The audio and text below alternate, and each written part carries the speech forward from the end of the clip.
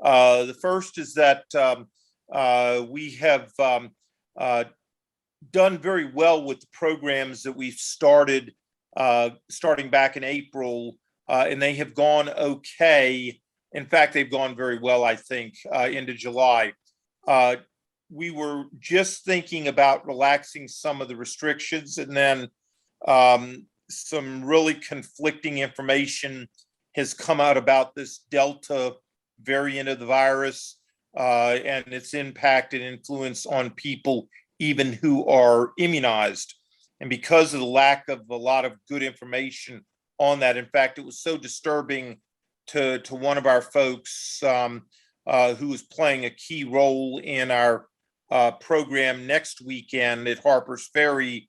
We were compelled to cancel the program because they were too key to the program, and they had somebody at home that was really vulnerable because of secondary illnesses and stuff, and they felt very uncomfortable with the possibility that, vaccinated or not, they might bring the thing back into their house. And so until we get more information on that, we're probably going to keep the restrictions on the tours that we currently have and maybe tighten them down just a wee bit on our Tullahoma and Grierson's Raid programs in August. And then hopefully the government will give us some good guidance that we can act upon and loosen up restrictions as soon as we possibly can. I'm ready to get started. Paul, welcome. Glad to have you back again. I was wondering, after George McClellan loses at Antietam and Lincoln chews his rear end a little bit, what do you think about the decision to replace McClellan with Burnside? Well, it's certainly an interesting phenomenon. McClellan, when he finally got in gear and got moving, had a pretty good plan. Basically focused down on the Warrenton area, and it struck Lincoln as a pretty good plan. But then again, the perpetual question of the slows. Apparently, Lincoln loses his patience and turns it over to Burnside. And, one of the things that's interesting to me is the hazard of McClellan's popularity with the rank and file, and the fact that the Army is so politicized in pro-McClellan and anti-McClellan, and you boil that down to the next level of everybody's professional interests and how that boils out, that you've really got to feel bad for Burnside. And talk about coming into an impossible situation. And Burnside, interestingly enough, was a great friend of McClellan. Everybody knows McClellan helped him out before the war when Burnside was struggling financially. Burnside, very popular. He had no bones about his skill. He didn't think he had the skill or the ability to run the Army. But because of the politicization, and the McClellanites, if Burnside doesn't take it, Hooker does. And so reluctantly, Burnside takes command, understanding and making no bones about it. I don't think I'm the right guy for this, but I'm going to do the best I can. And he deviates, of course, from McClellan's plan, deciding to make his axis of advance, if you will, through Fredericksburg, largely based on logistics and supply, as well as the perpetual need to defend Washington, which was always a constant fear by the powers to be in Washington. So it's I guess from Lincoln's point of view, it's just frustration. You got to get the guy off the dime and get him moving. He's not moving fast enough. And probably, I think, what's driving Lincoln more than anything else is 1 January 1863. because that's when the Emancipation Proclamation goes into effect. And even though Antietam allowed him to issue the preliminary Emancipation Proclamation, Europe is still on the fence at this time. And so Lincoln's looking for a victory. He doesn't see it emanating from McClellan, perhaps in time for him to optimize the Emancipation Proclamation and somehow subvert European recognition. So at least Burnside comes up with a plan, sends it to DC. Halleck is not nuts about it, but Henry Hunt has a role in that, and so does Montgomery Meigs, and the plan is approved, and Burnside's the man. It's interesting, Greg. You lived a lot of years with Ambrose Burnside, literally in his shadows for all these years and stuff, and no doubt there have been countless conversations between you and Crick and Frank O'Reilly and Hennessy and all those folks. What do you know of Ambrose Burnside? What's your feeling about Burnside, having lived more than 20 years with him? Well, the first thing that comes about, everyone that visits the park, or most of the people that visit the park, think he is simply an awful general who kept doing the same thing over and over during the Battle of Fredericksburg, and that one of the key things to help to understand him is to understand that amount of pressure that he was under because of the Emancipation Proclamation, as Paul mentioned. He has got to do something. Even though Lincoln will tell him that if the circumstances are not right for a battle in December, that he's welcome to wait. There's good cop, bad cop being played between Lincoln and Halleck says, I don't care what you understood Lincoln to say. I'm telling you, you have got to move. It's better for you to be defeated than to do nothing. You've got to try to do something before January 1st. So yeah, I think the biggest thing to just share with you is from what generally our staff feels and looking at him and dealing with the perception of visitors that come in, is that he is very misunderstood, he is mislabeled, and he's under a lot of pressure. You know, the fascination to me is that you look at a relatively lightweight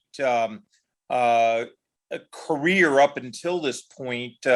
He gets some gentle kudos at Manassas. He then goes down and has an accidental success, it seems to me, on the Outer Banks of North Carolina. I don't think he exploits his foothold in Carolina and in the Albemarle Sound as well as he could have and should have. Certainly Robert E. Lee thought he was coming through the Dismal Swamp Canal to come the back door to Gosport and to Norfolk, and he doesn't do that. And then he's put in an interesting position once Lee moves to counter John Pope, and Burnside doesn't find himself attached to anybody. It becomes more of a relay person, and probably uses some of the worst judgment in the history of the Brotherhood of Arms in passing on John or Fitz-John Porter's comment that he didn't give a whittle of owl dung for John Pope, and that, of course, will haunt Porter for the rest of his life. But when you look at what Burnside does and doesn't do, he doesn't well capitalize at the lower bridge at Antietam, and then out of the clear blue, he's been offered the command once, he turns it down, and then it seems to me for all the wrong reasons, he accepts he accepts the commission to keep somebody else from getting it, which seems to me all the wrong reasons for having done so. Having done that, though, and accepting that Burnside now has this command, Paul, I've looked at the bowl that is Fredericksburg Heights and Stafford Heights and the floodplain down to the Rappahannock, and I've looked at the areas back and around the Rapidan and so forth. What the hell's in Burnside's mind when he marches to Fredericksburg and then parks himself on the north side of the Rappahannock, and with nobody around, no enemy around, sits there and waits for pontoons? What do you think's in the man's mind? Well, my understanding of the situation in that case, of course, he gets the army moving. Sumner gets there first, I think on the 17th. Sumner proposes to cross at one of the fords above the river. And Burnside, concerned about the weather and the rain and losing the ford, calls it off, won't let him get across. Sumner certainly wanted to do that. Old Bull was a pretty aggressive guy. In my own mind, this is kind of a somewhat tenuous link. I wonder how much he was influenced by what happened with McClellan in the 7 Days Battle. Found himself astride the Chickahominy, with corps above and below, and then Rains come in, destroy the bridges, raise the Chickahominy to a mile wide, and didn't want to get into that same situation. And as a school-trained geographer, for me, Fredericksburg is a study in geography, topography, and micro-terrain, as you pointed out. So I think that that's one factor. He doesn't want to get the army split on both sides of the river. Number two, like everybody else, he's still got the monkey of defending Washington on his back. And number three, the logistics of trying to equip an army of that size. The estimates of the army vary from 130,000 down to about 110,000, to include the garrisons at Harper's Ferry and all. Trying to sustain an army of that size requires a very strong logistics net, lines of communications, and the rivers on the north side of the Rappahannock and the rail lines give him that capacity to sustain an army and an overland drive for Richmond. The question of the pontoons is rather interesting. My understanding of it, and Greg, you can fill me in on this, is that McClellan actually ordered the pontoons from Berlin, Maryland down, and somehow in the system, in the bureaucratic administration, it didn't show up.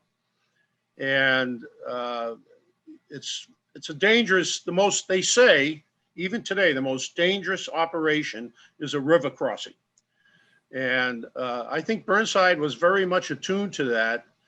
And that's what affected, I think, his decision-making to wait until the pontoons were there and he had the capacity to force a reasonably robust river crossing. Greg, I've looked at the terrain. It's daunting. Certainly Stafford Heights is dominating as a defensive position, but it seems to me to be a god-awful place to step off from in the face of an enemy who has taken the high ground on the opposite side and is entrenched in there.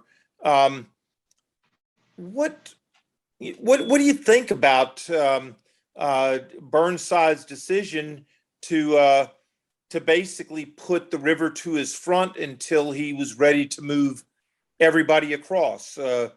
Hindsight, of course, tells us that's a mistake, but do you think that Burnside could have easily taken Fredericksburg Heights? And had he done so, does this whole campaign shift to the North Anna, or does Lee make an effort to dislodge Burnside from the high ground? Well, while the ground is intimidating, one of the things to appreciate about the ridge line that the Confederates hold is that it runs north-south. And obviously, for the Confederates to try to set up an ideal defensive barrier in protecting Richmond, they like to have a line that would be east-west. So Burnside's first two attempts, his first attempt after the pontoon bridges finally arrived is actually to shift further downstream and cross at a place called Skinker's Neck. Hopefully to pass far enough to the west to sever the supply line between the Confederate capital in Richmond and where the Confederate Army is located. By the time he does that, he finds that Jackson's half of the army is there. Prior to that, only Longstreet's half of the army had been there. So then when he finally undertakes a battle plan, it's now to try to cut off just Longstreet's portion of the army and their line of supply. So even though, again, the ridge and looking at the battle as we think of it now is a very strong position, very intimidating to the Union Army contemplating attacking it, his original thoughts were, let's get around that flank, threaten that supply line to the south, either of the whole army or just Longstreet's half. You know, there's an old axiom in the military that you never want anything that resembles necessarily a tete-de-pont with your back against the water. You never want to be put in a position of being assaulted, and then your egress requires you, as Paul said, to cross a body of water while in active combat with the enemy. And so certainly there's something to be said for putting the river between you and the enemy until you're ready to operate and maneuver against them. And of course, we do see 5 months later, 6 months later, when Joe Hooker does have the army, that he in fact does seek basically to try to grab Lee by the nose and sweep way around behind him and compel him to leave the high ground and attack Hooker where Hooker wants to be attacked.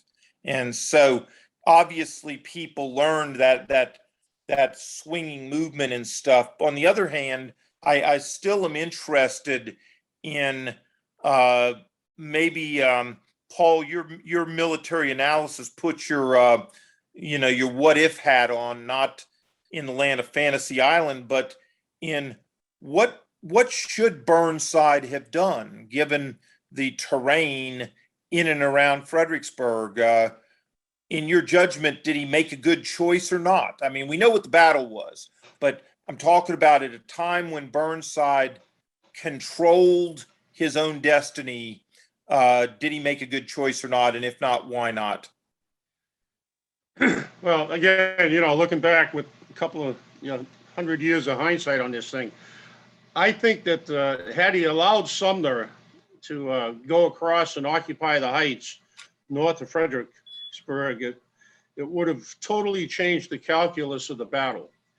And I think Sumner had the ability and the skill probably to hold his own, because remember, Lee's dripping in, as Greg pointed out.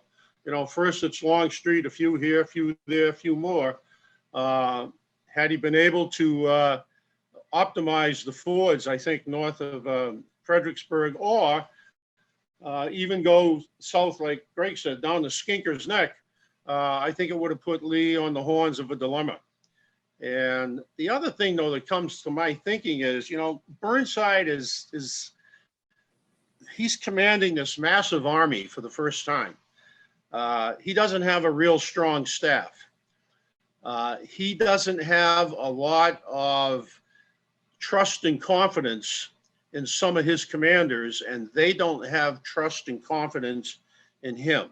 And from a military point of view, that can seriously affect the conceptual unity of planning and unity of effort at the tip of the spear.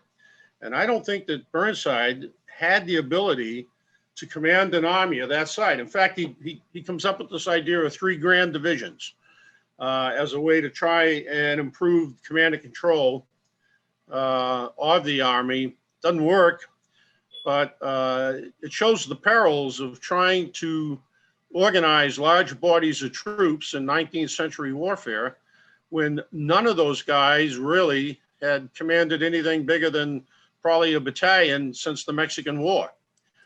And as far as I'm concerned, in December, they're still in a learning mode, even though the Army is a pretty well-trained Army, thanks to McClellan. And of course, it's well seasoned, given the campaigns of the summer of 1862. But Burnside, was not a key player in that, because as we know, he's down on the coast. He's relatively new to the Army. That's a tough nut to crack, But I think if he had made the decision and taken the initiative to throw Sumner across and then support him perhaps a little bit higher up on the Rappahannock and Rapidan, it would have made a real difference. It's fascinating. Of course, what is missed in the early going is that certainly there's a fire lit under Burnside's butt when he receives the command, and he moves with a tremendous amount of alacrity to Fredericksburg. He steals a march on Bobby Lee. Let's just say it frankly. Lee did not anticipate this move to Fredericksburg, and for any number of reasons, I'm not sure that Lee has a strong belief that, especially if he's going to occupy Fredericksburg Heights, that Burnside is actually going to make an effort to cross in front of him. That I think Port Royal looks awfully attractive to as an alternate landing site for the Federal Army, perhaps with somebody sitting right in front of him. And I think Lee certainly considers that. He considers that as a possibility that's going to happen. And indeed, it even becomes a factor during the winter after the battle, in which Jackson is sitting and is looking over a wide range of areas in which another Federal crossing may happen. Of course, history tells us that what Burnside opts to do is move to the northwest in what becomes known as the Mud March, which is a precursor to precisely what Hooker's going to do in May, which is hold on to Lee by the nose and then go around him. Well, in December or November, Lee, I think, certainly believes there's a real possibility that the short road to Hanover Junction and the railroad network and Richmond runs through Port Royal and Port Tobacco, and that is going to be an option. And I think that Lee is probably delighted when he sees that that Fredericksburg Heights have been left for his use and his perusal, when probably they should have been taken out of the equation. Paul, I think you mentioned it, but I'm going to ask Greg to comment on this. Lee he's got these rivers that are of an assistance to him and an obstacle to any Union forces moving from north to south. Do you think that Lee would have gone if Burnside goes directly to and occupies Fredericksburg Heights, and Lee finds that? Do you have any reason to believe that Lee might have attacked Burnside with Burnside's back to the river, or might Lee have either sent somebody north of the river along what's today Highway 17 to get in Burnside's rear? Or do you think that Lee was pretty much set that he would have gone back and used the North Anna as his position of defense? What do you think would have happened had Burnside actually gone and occupied Fredericksburg Heights?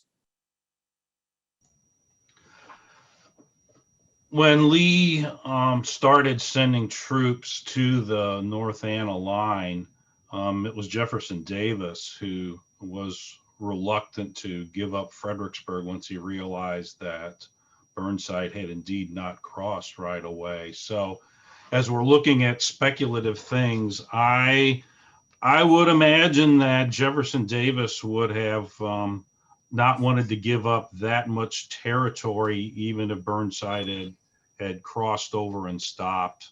My guess is that Lee would have been either ordered or strongly suggested to by Davis that he should try to strike Burnside at Fredericksburg.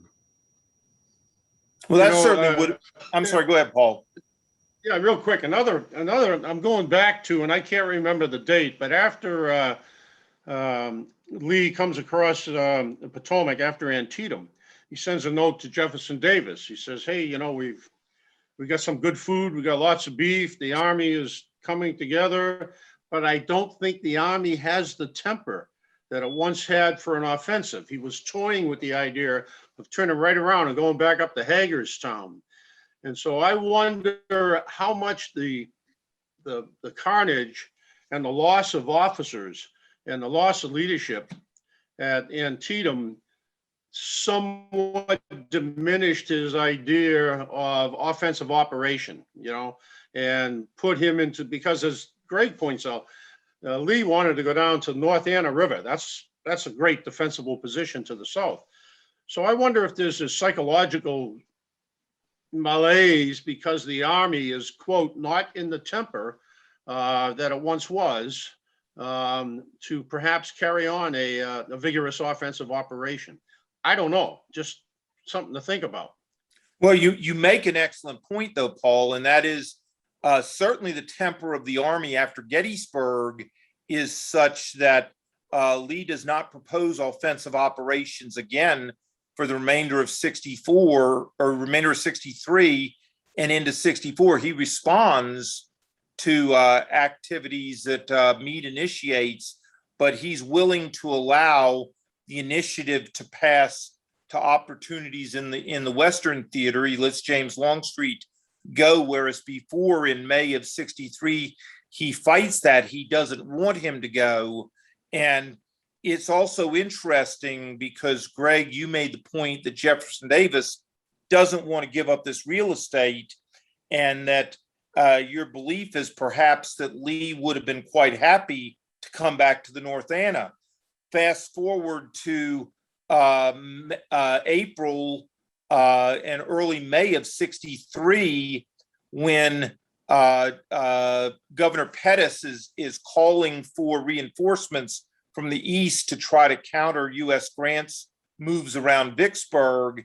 And Lee notes in an interview with the cabinet and with the president in Richmond before going north, he says, "If you do this, I can't assume the offensive, and I will have to pull back from where he presently is around Chancellorsville and so forth in Fredericksburg."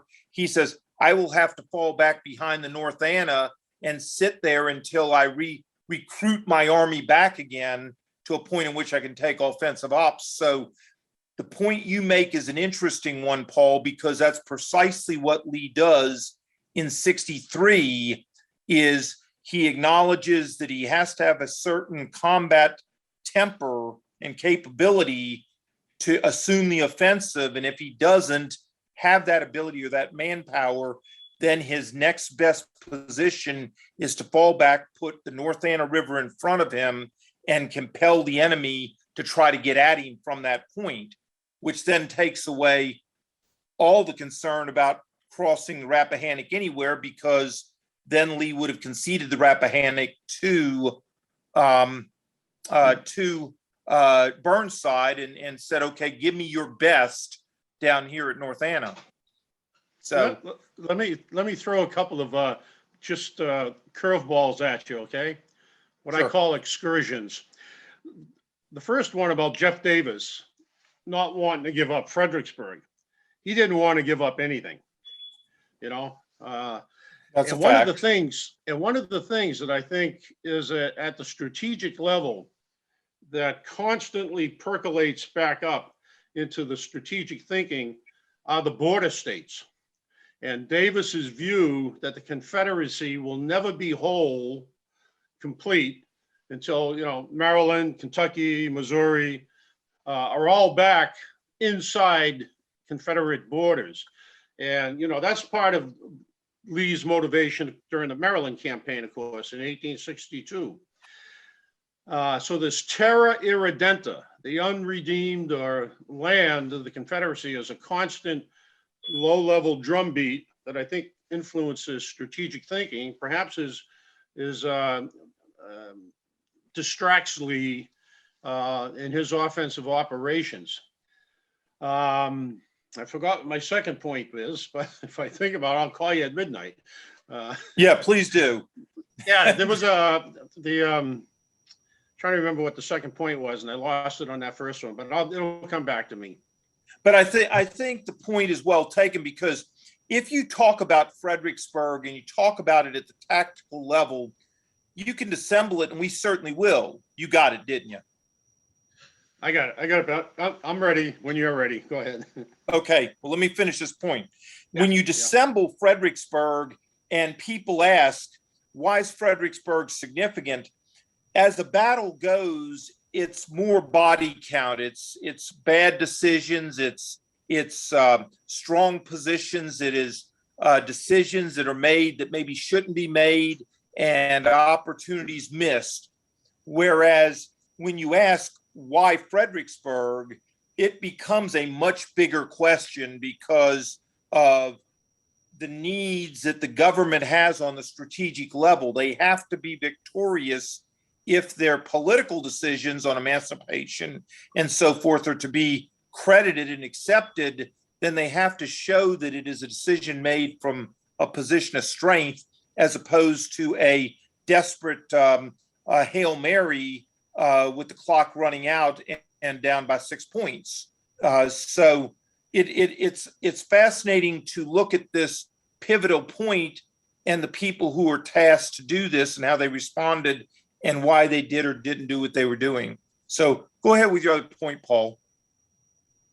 Yeah, I was trying to remember what Jefferson Davis said. He I think, writing to Johnston, he said, "Poor Fredericksburg, it's exactly in the wrong place at the wrong time for the purposes of its survival as a major economic hub and transportation hub." But secondly, I always come back to, when I think about Lee's offensive capacity, there's really only two. If you look at this strategically, strategic geography, there's only two fundamental axes of approach: the Shenandoah Valley and the Piedmont. That's all that Lee has. What would be different if the Confederacy and Lee had a Navy? How would that have opened up offensive operations the same way that it opened up offensive operations for the Union at New Bern and Roanoke Island and Pensacola and Mobile, New Orleans? Lee is restricted to one or two of two major avenues of approach to invade the North. The North doesn't have that problem. They've got that third leg of rivers and an advanced railway capacity to support offensive operations on the periphery. So I always kind of think about, what if Lee had a functional, supportive Navy capacity? How would that have changed the landscape of the war in the East? Just a thought. Well, you know, it is interesting that at the end of the 7 days period, when Jefferson Davis analyzes the practical effect of the 7 days operations and so forth, he writes to his wife and he says the only thing he regrets was the loss of the shipyard in Norfolk because of what the necessity was, the activity to try to build CSS Richmond as a shallow draft consort to the Virginia, which is going to be sent to the James or to the York River, which has a deeper channel, and then Richmond is going to hold the James River, and all these other efforts to build ironclads to hold the rivers and hold the ports, whether that be at the Albemarle River or the Roanoke River or any of these other places, even things coming down the Tuscumbia River, the Mobile River, and so forth in Alabama. All these things are trying to develop that new dimension. And of course, Fredericksburg is irrelevant to it because it's the fall line of the Rappahannock. That's the end of navigation, as Greg has seen for years and years and years. Greg, I guess the thing, what questions over the course of a year, over the course of the years rather, what were the most insightful questions you ever heard asked among the historians who lived, braved, and told the story of Fredericksburg and the area? What were the things that most animated your history staff about operations there and opportunities there? Okay, oops. Oh, I am unmuted, excuse me. Before I answer that question, let me just throw in a couple more things from what we've been talking about. Sure.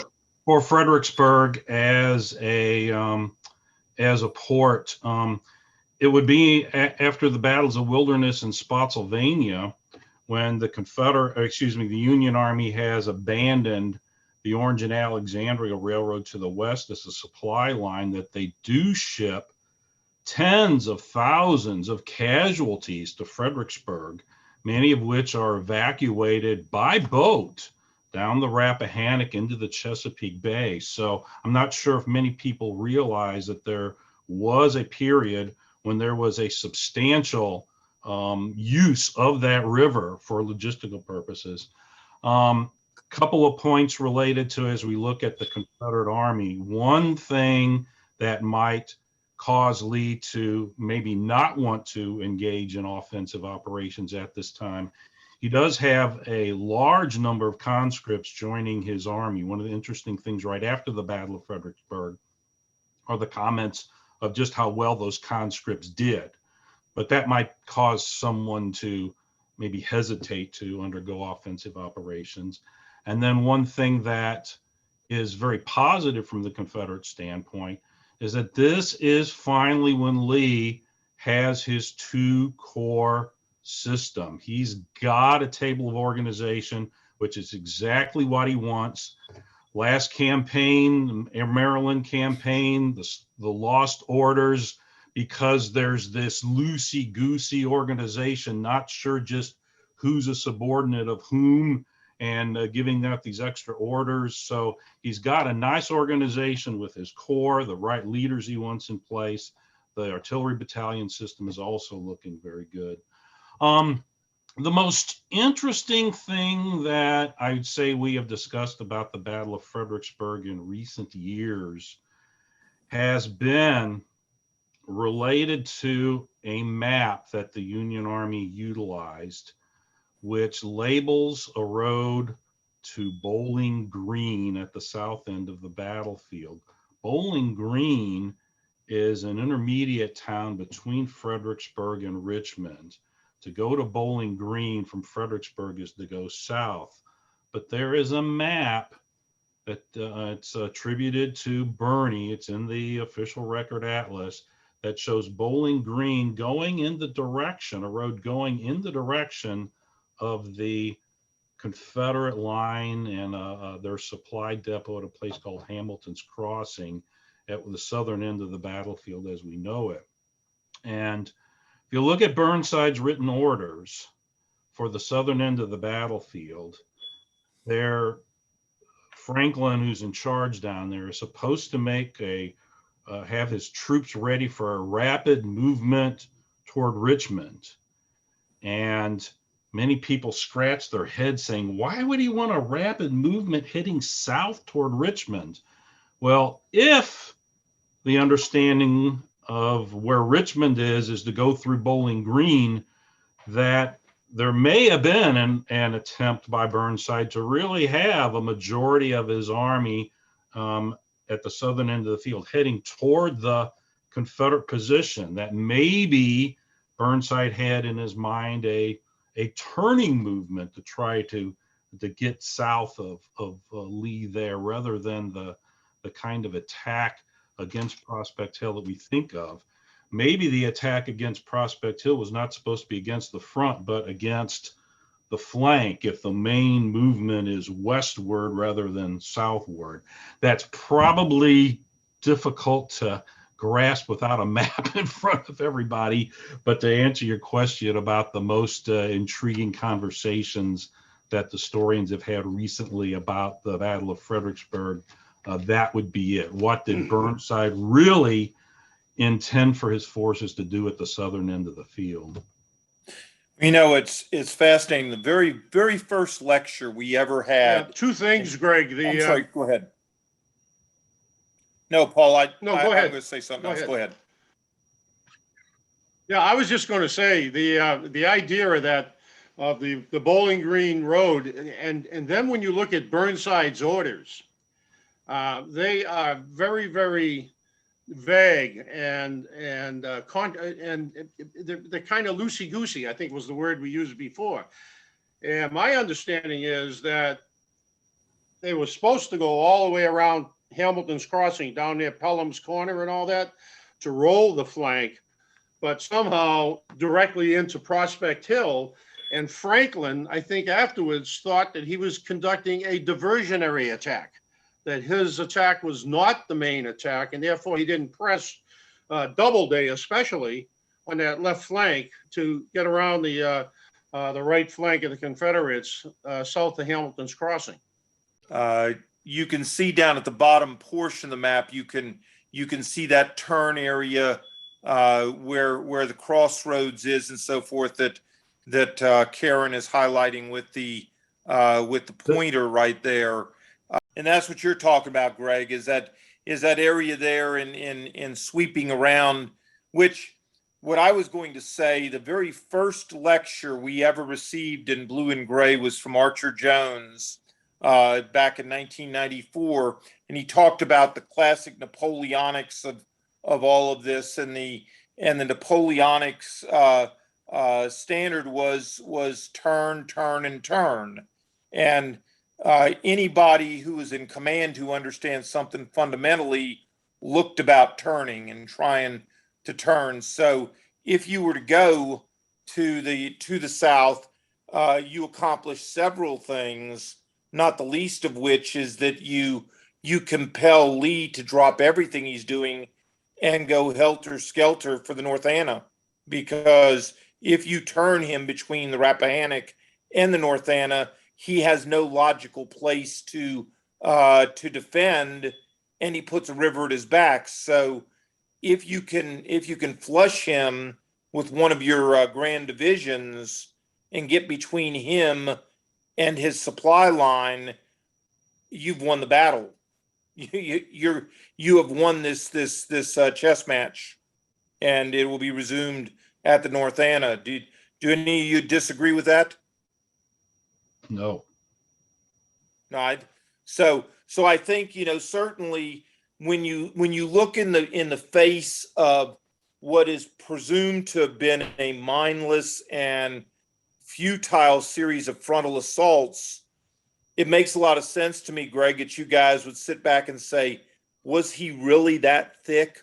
Was he really that unimaginative that all he would do is think that he could play king of the hill and by force of numbers throw Lee off the high ground and win the battle that way? Or did he not? Did nobody advise him of another option that perhaps might have sufficed while he was distracting Lee in front and finding a way to get around on his supply line that would have forced him to evacuate very, very good ground. So I certainly understand that. I've always thought that the magnitude, the sheer length, if you will, linear dimensions of the battlefield was so great that Burnside didn't really have a firm grasp of what was going on at the south end of the battlefield. In fact, I think he was under the impression they were doing pretty well down there and tying up Lee's troops, and that's when he go ahead and puts in the northern wing. But just the sheer immensity of the battlefield, it's the same thing if you look at Meade at Gettysburg, he's centralized. He's got a pretty good view of his battlefield. Lee, with the exterior lines, does not. And really, in Civil War combat, what you command and control is what you can see, unless you have a really exceptional, reliable staff. And I don't think Burnside was dealing with very effective staff officers that could tell him, hey, here's what's really going on down the south end of the battlefield, boss. And he's up north trying to make a decision when to launch the second part of this thing against Marie's Heights. So just the sheer immensity of the battlefield and trying to control, here we are back to Graham divisions, 6 corps at one time is really overpowering, I think. And it's just the nature of the beast. Paul, you talk about the mass and 3 grand divisions doesn't sound like much. 6 corps in attack sounds like an overwhelming force. I can't imagine in my mind anywhere else where the potential of engaging up to 6 corps in battle, even 4 corps in battle on one day along the front that we know what Fredericksburg was, is anything other than a huge coup de main. And it is betting on the craps, betting you won't roll craps, because the penalty for failure is extraordinary, and the reward for success and for boldness could be the destruction of Lee's army, sending it catapulting back. Do you think that's by design, or is it just a happenstance of this means of reorganizing the army for command and control? Well, in terms of 6 corps, in the attack, I've always been strongly of the opinion that the 2 major factors, with the exception of Meade's breakthrough into A.P. Hill's line, the 2 major factors are the micro-terrain, or the geography. And again, remember, Lee's army's got a high ground, number 1. It's heavily timbered, number 2. And 3, skillfully employed his artillery. And I don't think 6 corps, unless you put them all in at the same time, which did not happen, is going to lodge that. It's such a superb, beautiful defensive position. And I think Meade's breakthrough was just, oversight. Hill left a gap between 2 brigades. Meade found it, didn't know about it. But again, when you read about this thing, the artillery deployments were superb. From Howelson's Hill to Lee's Hill, all the way down the Prospect, Pelham on the south. It's well handled, well served artillery. And so I don't think that the just having 6 corps on that large a frontage is sufficient, I think, to dislodge someone as skillful as Lee in the defensive. Greg, you've spent a lot of time walking the battlefields. I've walked them with you before, and you've taken groups out to these sites before. And the one area I never really hear a whole lot of comment about, or certainly because of the overgrowth of the town and so forth, it gets lost in translation. But what what are your senses about the influence and impact of the canal just outside of town as the Federal Army stages for its assaults on Marie's Heights? What are your random thoughts about the canal and its impact on this result? The biggest thing that strikes me about the canal is the amazing degree to which the Union Army doesn't understand it. They did make an effort for the Battle of Fredericksburg to cut the sluice off upstream so that there was not as much water running through it, to make it easier to have to, if you have to jump into it, to climb back out. But to further emphasize that point, to jump a little bit ahead to the Second Battle of Fredericksburg, there was an occasion where the Union Army sent a division under John Gibbon across it to try to hit Marie's Heights further to the north than any of the attacks in the Battle of December 1862, and didn't realize that it had made a big bend and that he'd have to cross over it again. So there is it is just kind of amazing, the lack of understanding about the canal mill race section, particularly since the Union Army had first arrived in Fredericksburg on Good Friday of 1862, and some of the forces had spent virtually all summer there until they departed, and then Burnside's 9th Corps arrived there. So Union Army has been in the Fredericksburg area for, oh goodness, a matter of 4 or 5 months, I would guess, prior to when they would later return to fight the Battle of Fredericksburg. They ought to have a better understanding of that mill race canal system. Let me ask one more question before we wrap it up. It's just a couple of minutes till 9. And I want to direct it to you, Greg. I was impressed at Gettysburg when, with all the land acquisition and everything that went forward there, they uncovered the Trimble charge, the area that had been buried by motels and everything else that is there. As we look at the Fredericksburg battlefield and as it is presented by the National Park Service, with the center point being, of course, the sunken road and the wall at Marie's Heights, and then the long and luxurious and very impressive drive all the way out to Prospect Hill towards Hamilton Crossroads. What is it from the Battle of Fredericksburg that the average person going doesn't see about the 1862 battle? How far to the north does it go, and what has happened to those lines? Just swallowed up, obviously, by the town, but where is the rest of this battle that nobody ever gets to see? Well, the plain in front of Marie's Heights would have been about a half mile wide from in front of the Confederate line to the city. In my tenure here, we gained a half a block. So believe it or not, there was, you imagine yourself a full city block. The park basically had about a half a block in front of Marie's Heights, in front of the Confederates positioned at the stone wall. And then the other half of the block with backyards facing the park were buildings that have been acquired. But that's a huge area right there, half mile of plain.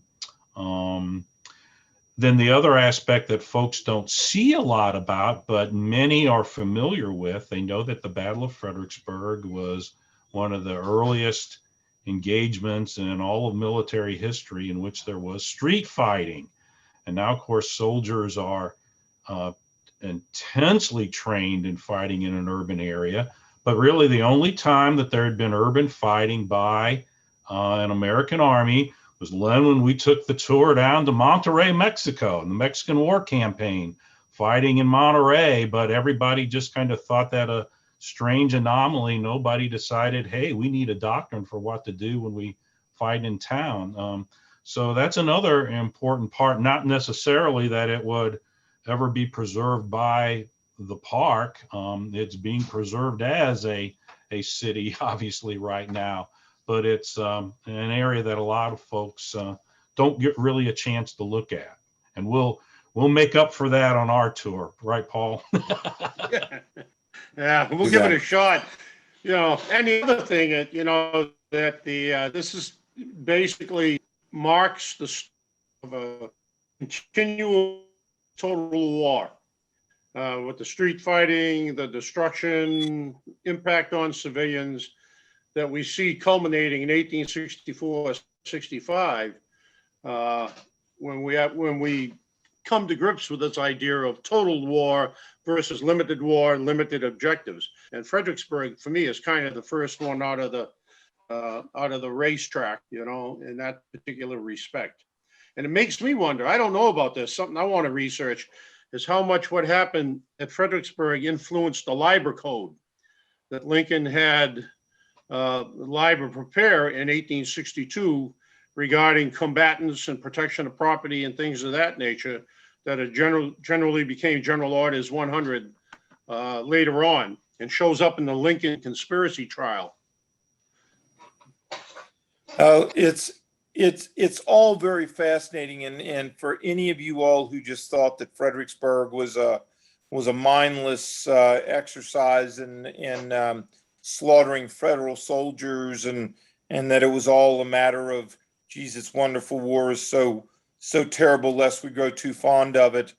There's a lot going on in the United States in 1862, in the fall and winter of 1862, and whether it be here at Fredericksburg, whether it be at Stones River in Tennessee, or whether it be at Chickasaw Bayou in Mississippi, the war is advancing in dramatic ways, and the objectives of the government are being challenged and so forth. So we're going to continue this discussion next week.